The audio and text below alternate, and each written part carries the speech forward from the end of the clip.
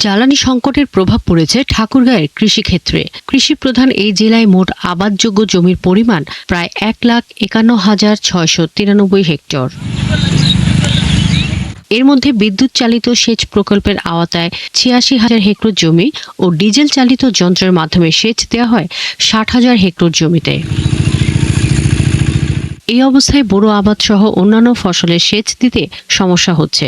উদ্বিগ্ন কৃষকদের অভিযোগ, চাহিদা অনুযায়ী ডিজেল পাচ্ছেন না তারা। এদিকে জেলার কয়েকটি ফিলিং স্টেশনে সীমিত পরিমাণে ডিজেল পাওয়া গেলেও বিপাকে পড়েছেন যানবাহন চালকরা। কর্মক্ষেত্র থেকে শুরু করে দৈনন্দিন নানান কাজকর্ম ব্যাহত হচ্ছে। আমি 500 টাকার তেল চেয়েছি, সেটাই দিচ্ছে না কেউ। আমাদের বাচ্চাদের নিয়ে স্কুল কলেজে যাইতে লাগে, প্রাইভেটে যাইতে লাগে, তাও কি হবে? রিক্সা ভাড়াটা কে দিবে?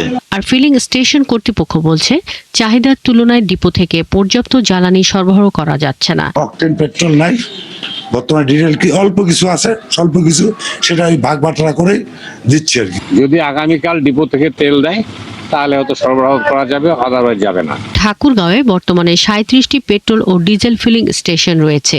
এই স্টেশনগুলোতে প্রতিদিন পেট্রোল, অকটেন ও ডিজেলের চাহিদা থাকে প্রায় 2.5 থেকে 3 লাখ লিটার।